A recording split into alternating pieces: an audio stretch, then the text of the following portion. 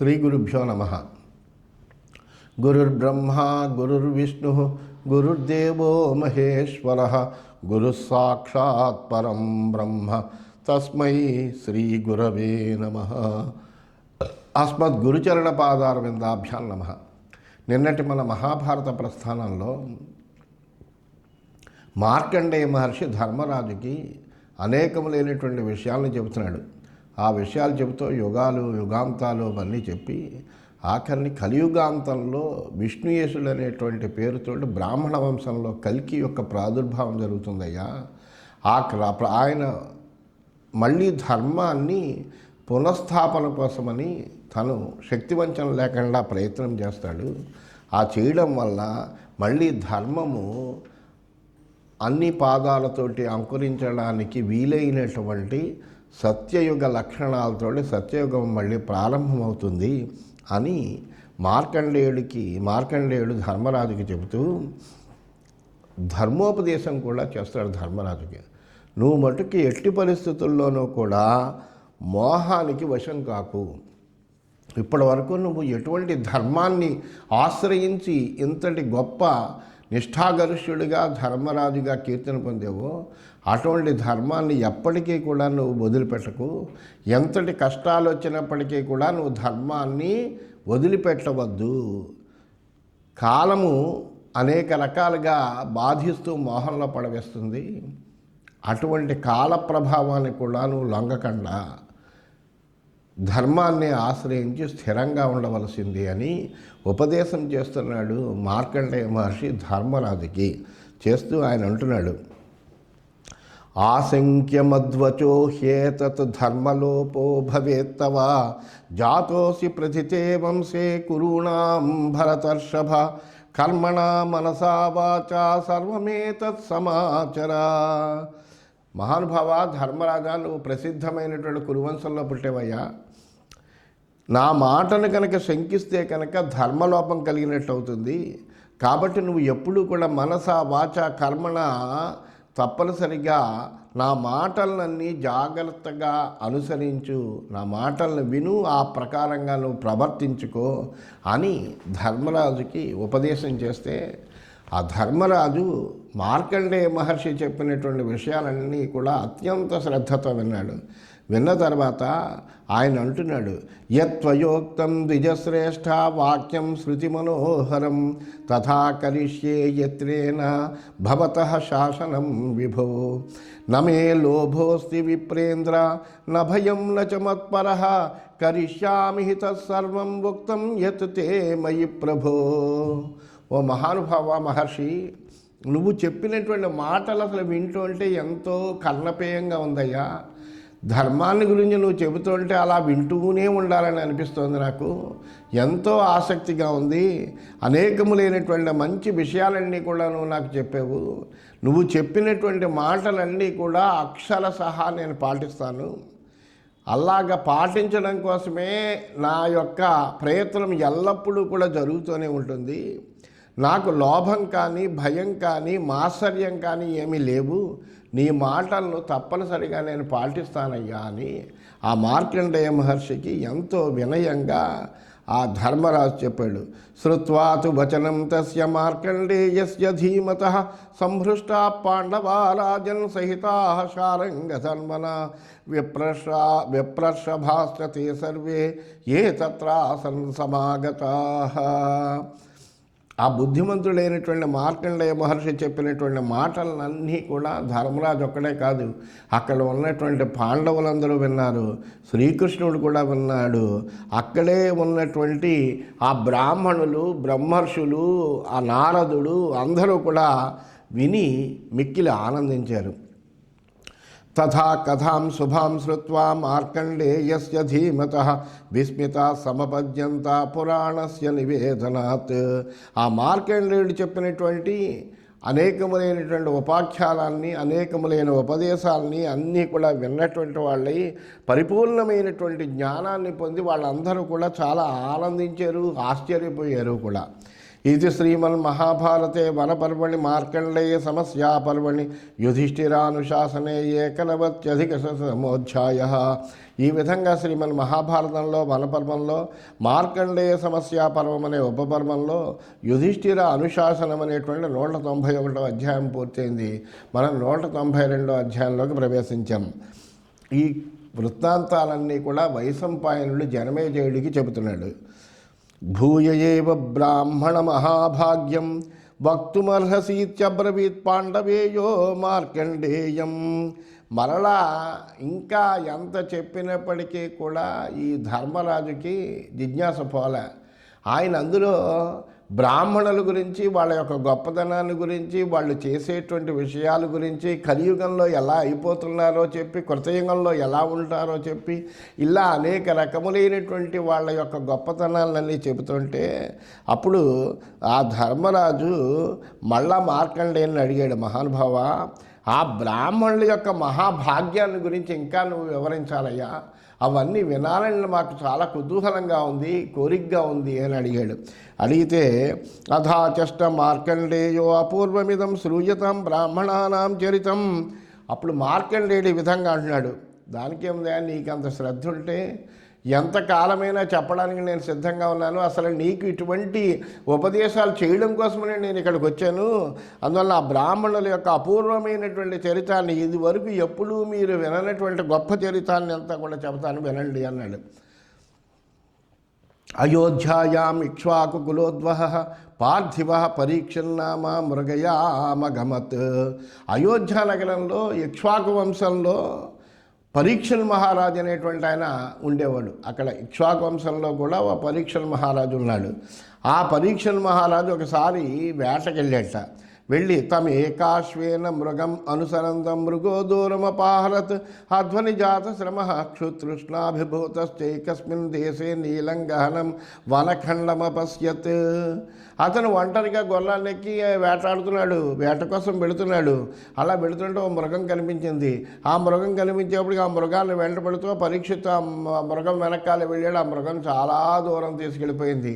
ఆ విధంగా ఆయన అలా వెళ్ళిపోయాడు. వెళ్ళేటప్పటికి ఆ మార్గంలో అలిసిపోయాడు. ఎక్కడికి వెళ్ళాడో తెలియదు. ఎందుకంటే వేటాడేటువంటి వాడికి ఒకే ఒక లక్ష్యం ఉంటుంది.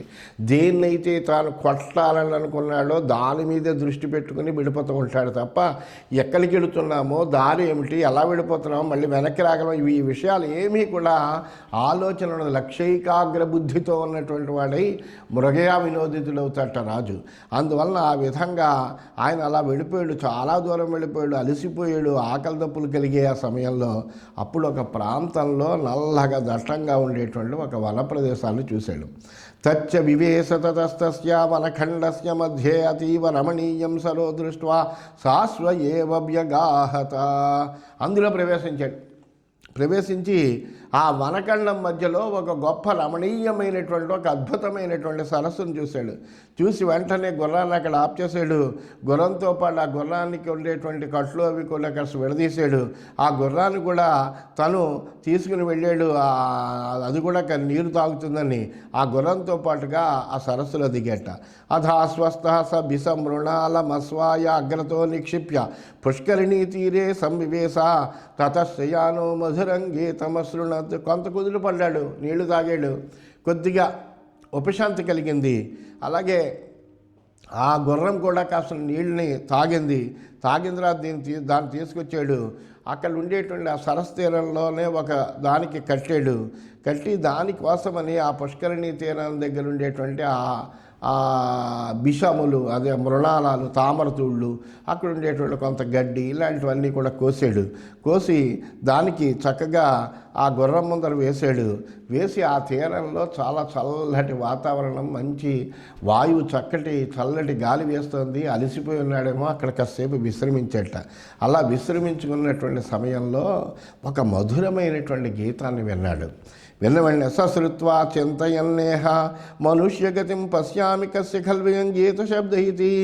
ఇదేంటి, ఇక్కడ ఎవరు అసలు మనుష్య సంచారం లేదు, నిర్జనంగా ఉంది, చాలా దట్టమైనటువంటి అడవి కూడాను. ఇటువంటి అడవిలో ఇంత అద్భుతమైనటువంటి గానం వినిపిస్తుంది, ఈ గానం ఎవరిదో కదా అని ఆలోచించాడు. అథా పశ్యత్ కన్యాం పరమరూపదర్శనీయాం పుష్పాణ్యభిచన్మతీం గాయంతీం చ అధసా రాజ్ఞ సమీపే పర్యక్రామత్. ఆ తర్వాత అలాగే అక్కడికి వెళ్ళేటప్పటికి అక్కడ ఏం చేసింది, ఒక గొప్ప అద్భుతమైనటువంటి సౌందర్యం కలిగినటువంటి ఒక రమణీయమైనటువంటి కన్యను చూశాడు. ఆమె ఎలా ఉందయ్యా అంటే, ఆమె చక్కగా పాట పాడుతోంది. పాడుతూ అక్కడ ఉండేటువంటి చక్కటి పుష్పములు కలిగినటువంటి ఆ లతల నుండి, అక్కడ ఉండేటువంటి మొక్కల నుండి కూడా పుష్పాలను కోస్తూ పాట పాడుతూ అద్భుతమైనటువంటి దర్శనము ఇతనికి కలిగింది. అలా అప్పుడు వెంటనే ఆమె ఆ రాజుకి దగ్గరలోనే తిరుగుతోంది, పాట పాడుతోంది, పువ్వులు కోసుకుంటోంది, ఇలా ఉంటోంది. తామబ్రవీత్ రాజా కస్యాసి భద్రే కావాత్వమితి సా ప్రత్యువాచ కన్యాస్మితి తాం రాజా ఉవాచర్ధిత్వయాహమితి. వెంటనే రాజుగారు అడిగాడు, ఎవరు నీవు అని అడిగాడు. అడిగేటప్పటికీ ఇంతే కదా, ఎవరు కుమార్తెవు నువ్వు ఎవరమ్మా ఈ నిర్జనమైనటువంటి అరణ్యంలాగా తిరుగుతున్నావు అని ప్రశ్నించాట. ప్రశ్నించేప్పటికీ వెంటనే ఆమె చెప్పింది, నేను కన్యను అని చెప్పిందిట. అనేటప్పటికి వెంటనే రాజు అడిగట, నేను నిన్ను కోరుతున్నాను అని అడిగట. అనేటప్పటికీ ఆ కన్య అంటోంది, అధోవాచ కన్య సమయేనాహం శక్యా త్వయా లబ్ధుం నాణ్యధేతి రాజా తాం సమయమపృచ్ఛత్ కన్యోవాచ నోదకం మే దర్శయితవ్యమితి. వెంటనే ఆ రాజుని ఆమె కూడా చూసింది. చాలా అద్భుతమైన సౌందర్యం కలిగినటువంటి వాడు రాజు. ఈమె కూడా అద్భుతమైన సౌందర్యం కలిగింది. ఈమెను ఈ రాజు చూశాడు.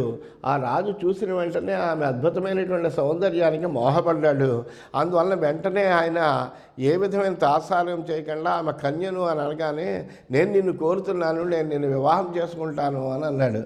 అంటే అప్పుడు వెంటనే ఆమె అంది, నన్ను వివాహం చేసుకోవాలంటే ఒక షరతు ఉంది అంది. సమయేనాహం శక్యా త్వయా అంది. సమయం అంటే ఒక ప్రతిజ్ఞ, ఒక షరతు. నాకు ఒక షరతు ఉంది, ఆ షరతుకు లోబడైతే కనుక నేను నిన్ను వివాహం చేసుకోగలను అంది. అని లేకపోతే కనుక నాకు ఒక మాట ఇచ్చి ఆ షరతుకు నువ్వు లోబడితే నన్ను పొందగలవు, కానీ లేకపోతే కనుక నేను నీకు వశం కాను అని చెప్పింది ఆమె. అనేటప్పటికి రాజు వెంటనే అన్నాడు, అదేంటి చెప్పు, నువ్వు నీ షరతు ఏమిటో చెప్పు తప్పనిసరిగా అని అని అడిగాడు. అడిగితే ఆమె అంది, నోదకమ్మే దర్శయితవ్యం, నాకు అసలు ఎట్టి పరిస్థితుల్లోనూ నీళ్ళు అనేటువంటివి చూపించకూడదు. నువ్వు నీళ్ళు అనేటువంటివి నాకు చూపించకుండా ఉంటాను అంటే కనుక నీతో నాకు ఉండడానికి ఏమీ అభ్యంతరం లేదు అని ఆమె చెప్పింది. అనేప్పటికీ వెంటనే ఆయన దానికి అది పెద్ద గొప్ప కష్టమైనటువంటి పని కాదని భావించాడు ఆయన. స రాజా తాం బాఢమిత్యుక్త్వా తాం ఉపయేమే. వెంటనే ఎందుకంటే కన్య మీద మోహంతో ఉన్నాడు. అందువలన ఆమె ఎటువంటి షరతు విధించినా అంగీకరించడానికి సిద్ధంగా ఉన్నాడు రాజు. అటువంటి సమయంలో ఆమె నాకు నీళ్లు మాత్రం చూపించకూడదు అని అంది. అనేప్పటికి వెంటనే దానికి అంగీకరించాడు.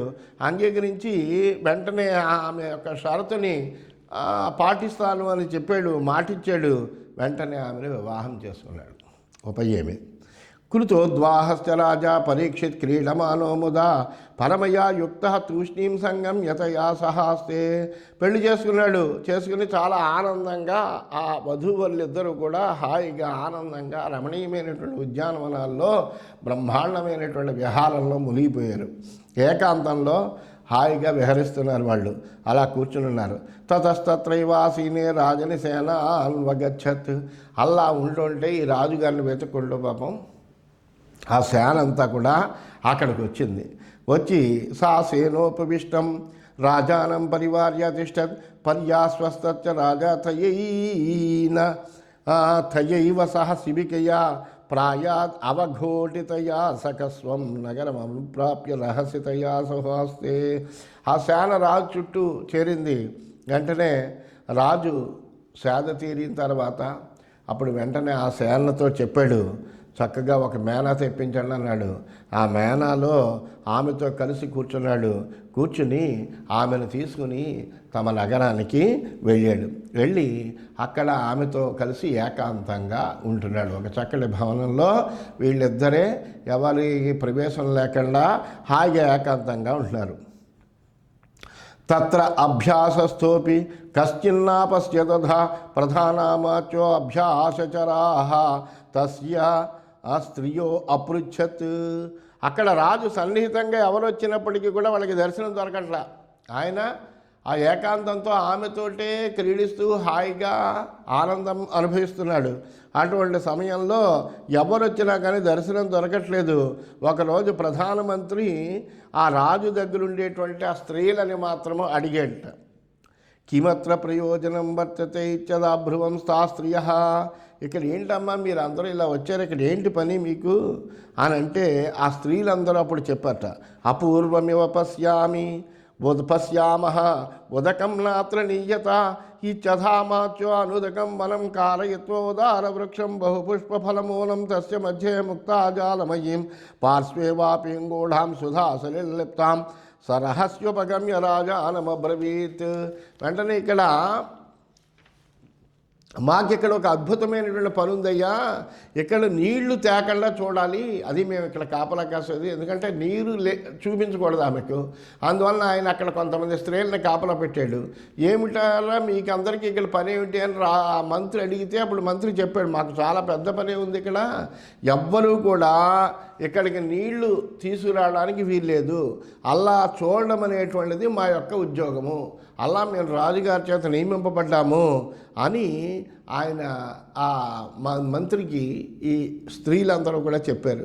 చెప్పేప్పటికీ ఆ మంత్రి వెంటనే ఏం చేశాడంటే జలాశయాలు లేనటువంటి ఒక గొప్ప ఉద్యానవనాన్ని ఏర్పాటు చేయించాడు. అందమైనటువంటి పెద్ద పెద్ద చెట్లన్నీ అందులో ఉండేటట్టుగా చేశాడు. అనేకమైనటువంటి పుష్పాలు, ఫలాలు, దుంపలు అన్నీ అక్కడ ఏర్పాటు చేశాడు. దాని మధ్యలో ఒక చక్కటి బావిని ముత్యాల జాలలతో నిర్మింపజేసేట. సుధాస్వచ్ఛమైనటువంటి జలం దానిలో ఉంది, కానీ ఆ బావిని మటుకు మూసి ఉంచాడు. ఆ తర్వాత రాజు దగ్గరికి పోయి ఆయన చెప్పాడు, మహానుభావ, ఇక్కడ బ్రహ్మాండమైన ఉద్యానవనం, నీరు లేనటువంటి ఉద్యానవనాన్ని నేను ఏర్పాటు చేశాను, దాంట్లో మీరు హాయిగా విహరించండి, ఎంతసేపు ఆ అంతఃపురంలోనే కూర్చునే కంట హాయిగా అక్కడ ఉండండి అని చెప్పాడు. సతస్య వచనాత్ తయైవ సహ దేవ్యా తద్వనం ప్రావిశత్ స కదాచిత్ తస్మిన్ కాననే రమ్యే తయైవ సహ వ్యవాహరత్ అథ క్షుతృష్ణార్దితః శ్రాంతో అతిముక్తకాగారమపశ్యత్. ఆ రాజు మంత్రి మాట విన్నాడు, తన భార్యతో కలిసి ఆ వనంలో ప్రవేశించాడు. ఆ వనము చాలా అద్భుతంగా ఉంది, అందమైనటువంటి ఉద్యానవనము, బ్రహ్మాండమైనటువంటి పుష్పాలు ఉన్నాయి, ఫలాలు ఉన్నాయి, అనేకములైనటువంటి విశేషాలన్నీ ఉన్నటువంటి వనం అది. అటువంటి ఆ తోటలో ఆమెతో విహరిస్తున్నాడు. విహరిస్తూ ఎంతకాలం విహరిస్తాడు, ఒకానొక సమయంలో ఆకలి దప్పులతో బాగా అలసిపోయేటప్పటికీ అప్పుడు వెంటనే అలా చూస్తుంటే ఆయనకి ముక్తాహారములతోటి ముత్యాల జాలలతో నిర్మింపబడినటువంటి ఒక మండపాన్ని చూశాడు. తత్ప్రవిశ్య రాజా సహ ప్రియా సుధాకృతాం విమలాం సలిలపూర్ణాం వాపీమపశ్యత్. ఆ పరీక్షిత్తు భార్యతో సహా మండపంలో ప్రవేశించాడు. అక్కడ ఏమైపోయింది, అమృతమయమైనటువంటి నిర్మలమైనటువంటి నీటితో నిండినటువంటి ఒక బావిని చూశాడు. చూసి దృష్ట్వైవ చ తాం తస్యాశ్చ తీరే సహైవ తేయా దేవ్యా తిష్టత్. దాన్ని చూసి ఆ రాణితో పాటు దాని తీరంలో హాయిగా కాసేపు అక్కడ కూర్చునేటప్పటికి వెంటనే ఆయన అన్నట్ట, అథ తాం దేవీం స రాజా బ్రవీత్ సాద్భవతర వాపీ సలిలమితి సా తద్వచ శ్రుత్వావతీర్య వాపిమ్యమజ్జన్న పునరమజ్జత్. అయితే ఇంతకీ ముందర చెప్పినటువంటి విషయాన్ని మర్చిపోయాడు ఈ ఆనందంలో రాజుగారు. అందువల్ల వెంటనే ఆయన చాలా అద్భుతంగా ఉంది, అది కూడా ముత్యాల జాలలతోటి రమణీయంగా కనిపిస్తుంది ఆ బావి. అందువల్ల అది చూసిన వెంటనే అక్కడ కాసేపు కూర్చుని రాణితో చెప్పట, ఇగో ఈ దిగుడు బావిలోకి దిగు, చాలా బాగుంటుంది అని ఆమెతో అన్నట్ట. వెంటనే ఆమె ఆయన మాట విని ఆ నీటిలోకి వెళ్ళింది, ములిగింది, కానీ పైకి రాలేదు. ఇంకా ఎందుకంటే నాకు నీటిని చూపించొద్దని చెప్పింది కదా, నీటిని చూడకూడదు అని చెప్పింది కదా. ఆ నీరు చూసిన తర్వాత ఇంకా రాలేదు. ఆమె యొక్క షరతు భిన్నమైంది, ఇక్కడ భగ్నమైంది. వెంటనే ఆమె మాయమైంది. తాం సంమృగయమాణో రాజానాపశ్యద్వాపీమథ నిస్రావ్య మండూకం శుభ్రముఖే దృష్ట్వా క్రుద్ధ ఆజ్ఞాపయామాస స రాజా సర్వత్ర మండూకబధ క్రియతామితి యో మయార్థీ సమామృత మండూకోపాయనమాదాయ ఉపతిష్ఠేదితి. రాజా ఆమె కోసం ఎంతో వెతికాడు, ఎంతసేపటికి రాకపోతే చూశాడు, ఎక్కడ వెతికాడు, ఎక్కడా కనిపించలేదు. వెంటనే బావిలో దిగింది కదా, బావిలో దిగింది రాలే కదా అని బావిలో ఉండేటువంటి నీరంతా కూడా తోడించేశాడు. అక్కడ ఏదో ఒక బిలం కనిపించింది. ఆ బిలంలో చూస్తే ఆ బిలంలో ఒక కప్ప ఉంది. ఆ కప్పను చూసి కోపంతో ఇలా ఆదేశించాడు, ఈ ఎక్కడ ఉండేటువంటి కప్పలన్నింటినీ కూడా చంపేయండి అని ఆదేశించాడు ప్రజలకి. రాజు మంత్రుల్ని వాళ్ళని పిలిచి, మీరు ఈ రాజ్యంలో ఎక్కడైనా కప్ప అనేటువంటిది కనిపించిందంటే చంపేయండి అన్నాడు. అంతేకాదు, నా గురించి ఎవరైనా చూడడానికి వస్తే కనుక వాళ్ళు నాకు ఒక చచ్చిన కప్పను తీసుకొచ్చి చూపించాలి, అప్పుడే నేను వాళ్ళకి దర్శనం ఇస్తాను, లేకపోతే వాళ్ళకి దర్శనం కూడా ఇవ్వను అన్నాడు. అధ మండూకవధే ఘోరే క్రియమాణే దిక్షు సర్వాసు మండూకాన్ భయమావివేశ తే భీతా మండూకరాజ్ఞే యథావృత్తం యవేదయన్. రాజు అలాగా ఆదేశించేటప్పటికీ ఆయన దగ్గరికి వచ్చేటువంటి వాళ్ళు అలా మండూకాన్ని చంపేసి తీసుకుని వస్తున్నాడు. ఎంతోమంది రాజును అసలు కలుస్తూ ఉంటారు, ప్రతిరోజు ఎంతోమంది రాజుని కలవలసి వస్తూ ఉంటుంది. అలా వచ్చిన వాళ్ళల్లా కూడా ఒక కప్పను చంపొస్తుంటే ఏమైతే అనేకములైనటువంటి కప్పలు చంపబడుతున్నాయి. అంతేకాకుండా సైనికులకి అందరికీ ఆదేశం ఇచ్చాడు, ఎక్కడెక్కడ కప్పలు కనిపిస్తే అక్కడెక్కడ అలా చంపేయండి అన్నాడు. రాజు ఆదేశాన్ని వాళ్ళు శిరసావహించారు. ఈ విధంగా ఆ రాజ్యంలో మండూక వధ ఒక ఉద్యమంలాగా జరుగుతుంట. దాంతో ఆ ఎక్కడెక్కడ ఉండేటువంటి కప్పలకి భయం కలిగింది. వాళ్ళన్నీ కూడా మండూకరాజు దగ్గరికి వెళ్ళి, మహానుభావ ఇటువంటి కష్టం వచ్చింది, మాకు మమ్మల్ని రక్షించండి, మా జాతి అంతా నశించిపోతుంది అని చెప్పేట. తతో మండూకరా తాపస వేషధారీ రాజానమభ్యగచ్చదుపేచ్చ చైనాం ఉవాచ. అప్పుడు మండూకరాజు ఏం చేశాడంటే ఒక తాపస వేషాన్ని ధరించి తాను మండూక రూపంలో వస్తే ఆ రాజు వెంటనే చంపేస్తాడు. అందువల్ల ఒక తాపసుని వేషాన్ని ధరించి పరీక్షణ్ మహారాజు దగ్గరికి వచ్చాడు. వచ్చి ఆ రాజుతోటి ఈ విధంగా అంటున్నాడు, మహారాజన్ క్రోధవసంగమ ప్రసాదం గురునార్హసి మండూకానాం అనపరాధినాం వధం కర్తుమిది శ్లోకౌచాత్ర భవతః. రాజానికి ఇంత కోపం తగదయ్యా, నువ్వు కాస్త అనుగ్రహించవయ్యా. ఈ కప్పలు నీకు ఏం తప్పు చేసే, అసలు ఏ తప్పు చేయనటువంటి కప్పల్ని నువ్వు చంపడం ఏమిటి? అందువల్ల నువ్వు ఈ కప్పల్ని చంపవద్దు, ఎట్టి పరిస్థితుల్లోనూ కూడా ఈ కప్పల్ని చంపడం అనేటువంటిది నీకు మర్యాద కాదు, అందువల్ల వీటిని చంపకు, అనుగ్రహించు అని ఈ విధంగా చెప్తాడు. మా మండూకాన్ జిఘంసత్వం కోపం సంధారయాచ్యుత ప్రక్షీయతే ధనోద్రేక జనానాం అవిజానతాం. ఓ అచ్యుత అంటే ధర్మాన్ని నుండి జారనటువంటి వాడా, ఈ కప్పల్ని చంపకయ్యా, కోపాన్ని కాస్త నిగ్రహించుకో. అవివేకంలో ప్రవర్తిస్తూ ఉంటే కనుక వాళ్ళ యొక్క ధనం నశిస్తుంది, ధర్మం నశిస్తుంది. అంత అవివేకంగా నువ్వు ఈ కప్పల్ని చంపడం అంతా మంచి పని కాదు. ప్రతి జానీహి నైతాంస్వం ప్రాప్య క్రోధం విమోక్షసి అలంకృత్వా అథవా ధర్మం మండూకై కిం హతైర్హితే. ఈ కప్పల్ని చంపుతూ ఎందువల్ల చంపుతున్నావు? నీ భార్యామూలకమైనటువంటి వియోగం చేత బాధపడినటువంటి వాడవై ఆ బాధను తట్టుకోలేక నీళ్ళలోకి వెళ్ళినటువంటిది మళ్ళీ రాలేదని అక్కడ ఒక కప్ప కనిపించిందని ఆ కోపంతో నువ్వు కప్పలన్నింటినీ కూడా చంపేస్తున్నావు. ఇది నీకు ఎంత మాత్రం ఉచితమైనటువంటిది కాదు. ఈ అధర్మాన్ని ఇంకా ఆప్ చేయి. ఈ కప్పల్ని చంపితే నీకు వచ్చేటువంటి లాభం ఏమిటి? ఒకటి చెప్పుకొని, తమేవం బాధినం ఇష్టజన శోకపరీతాత్మ రాజాధోవాచ. వెంటనే ఆ ఇష్టజన శోకపరీతాత్మ, తనకి ఇష్టురాలైనటువంటి భార్యావియోగము చేత పీడింపబడినటువంటి హృదయం కలిగినటువంటి శోకంతో మునిగిపోయినటువంటి ఆ రాజు అలా మాట్లాడేటువంటి మండూక రాజుతోటి ఈ విధంగా అంటున్నాడు, నహి క్షమ్యతే తన్మయ హనిష్యామి ఏతాన్ ఏతైర్దురాత్మభిః ప్రియా మే భక్షిత సర్వధైవ మే వధ్యా మండూకానార్హసి విద్వన్మాముపరోధ్యమితి. నేను ఎట్టి పరిస్థితుల్లోనూ క్షమించలేనయ్యా, ఎందుకంటే ఈ కప్పల్ని చంపి తీరాలి. ఎందుకంటే ఈ కప్పలే నా రాణిని భక్షించాయి. ఎందుకంటే ఈ దిగుడు బావిలోకి ప్రవేశించిన తర్వాత మళ్ళీ పైకి రాలేదు ఆవిడ. ఆ నీరంతా తోడిస్తే అక్కడ ఒక కప్ప మాత్రమే నాకు కనిపించింది. అంటే ఈ కప్పే నా యొక్క భార్యని తినేసి ఉండాలి, లేకపోతే కనుక ఆమె మాయమయ్యేటువంటి పరిస్థితి ఏమీ లేదు. ఆ కారణంగా కప్పలన్నీ కూడా నాకు చంపదగినటువంటివే. కప్పల్ని చంపకుండా నన్ను ఆపడానికి నువ్వు ఏమి ప్రయత్నం చేయకో బ్రాహ్మణోత్తమ అని చెప్పాడు. స తద్వాక్యముపలభ్య వ్యధితేంద్రియమనా ప్రోవాచ ప్రసీద రాజన్నహమాయుర్నామ మండూకరాజో మమ సాధుహితాసు శోభనా నామ తస్యాహి దౌశీల్యమేతద్ బహవస్తయా రాజానో విప్రలబ్ధా పూర్వ ఇతి. ఆ మాటతోటి పాపము మనస్సు బాధపడింది ఆ మండూకరాజుకి. ఇంద్రియాలన్నీ కూడా క్షోభపడ్డాయి. ఆ సమయంలో ఇంక చేసేదేం లేక ఆ మండూకరాజు ఈ విధంగా అన్నాడు, మహారాజాలు ప్రసన్నుడు అయ్యా, నా పేరు ఆయువు, నేను ఈ మండూకరాజుని, ఆమె ఎవరో కాదయ్యా నా కూతురు సుశోభన. నిన్ను విడిచి వెళ్ళడం అనేటువంటిది ఆమె చేసినటువంటి తప్పే, అందులో ఏమీ సందేహం లేదు. ఈ విధంగా ఆమె చాలామంది రాజులను మోసగించిందయ్యా పూర్వం కూడాను, అలాగే నిన్ను కూడా మోసగించింది. అందుకని ఆమె మీద ఉండేటువంటి ఆమె లేదనేటువంటి బాధతోటి ఆ కోపంతో ఈ కప్పలన్నీ కూడా నువ్వు చంపడం అనేటువంటిది ఎంత మాత్రమో నీకు ఉచితమైంది కాదు అన్నాడు. తమ అబ్రవీత్ రాజా తయా సమర్థి సామే దీయతామితి. అలా అయితే వెంటనే ఆయన రాజుగారు అన్నారు, నువ్వు చెప్పిన పని చేస్తాను, కానీ నేను నీ కుమార్తెని చెప్పావు కదా, నీ కుమార్తెను నాకు ఇవ్వు.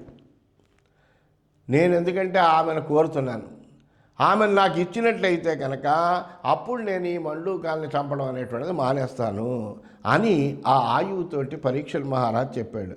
చెప్తే అధైనాం రాజ్ఞే పితా అదాత్ అబ్రవీచ్చైనామేనం రాజానం శుశ్రూషస్వేతి. వెంటనే ఇంక చేసేదేం లేక తమ జాతిని రక్షించుకోవడం అనేటువంటిది ప్రథమ కర్తవ్యం ఎప్పుడు రాజుకి. దానికోసము తనని తాను కూడా త్యాగం చేసుకోవడానికి సిద్ధపడాలి రాజు అయినటువంటి వాడి రాజధర్మం. అందువల్ల వెంటనే ఏం చేశాడు ఆయన అంటే పరీక్షిత్తుకి ఆమెను అప్పగించి ఆమెతో చెప్పాడు, ఈ రాజును సేవించుకుంటూ ఉండు అని చెప్పి. అయితే ఆమె చేసిన తప్పుకి చాలా కోపం వచ్చింది అతనికి. స ఏవ ముక్త్వా దుహితరం క్రుద్ధ శశాప యస్మాత్వయా రాజానో విప్రలబ్ధా బహవస్తస్మాద్ అబ్రహ్మణ్యాని తవాపత్యాని భవిష్యంతి అనృతికత్వాత్ తవేతి. వెంటనే చెప్పాడు, రాజుని ఆమె చేసినటువంటి అపరాధం మటుకు ఆయన కలచివేసింది. దాంతో వెంటనే ఆమె మీద ఉండేటువంటి కూతురు మీద ఉండేటువంటి కోపంతో ఆమెతోటి ఇలా అన్నాడు, నువ్వు రాజుల్ని చాలామందిని మోసగించావు, నీ అసత్య ప్రవర్తన వలన నీ పిల్లలందరూ కూడా బ్రాహ్మణ విరోధులు అవుతారు అని ఆ కుమార్తెను శపించాడు ఆ మండూకరాజు. ఈ విధంగా ఆ రాజు మళ్ళీ తిరిగి ఈ రాణిని పొందడం అనేటువంటిది ఆ మండూకరాజు ద్వారా జరిగింది అని తెలియజెబుతూ ఈ మిగిలినటువంటి కథను రేపు అనువర్తనం చేసుకుందామని తెలియజేస్తూ స్వస్తి.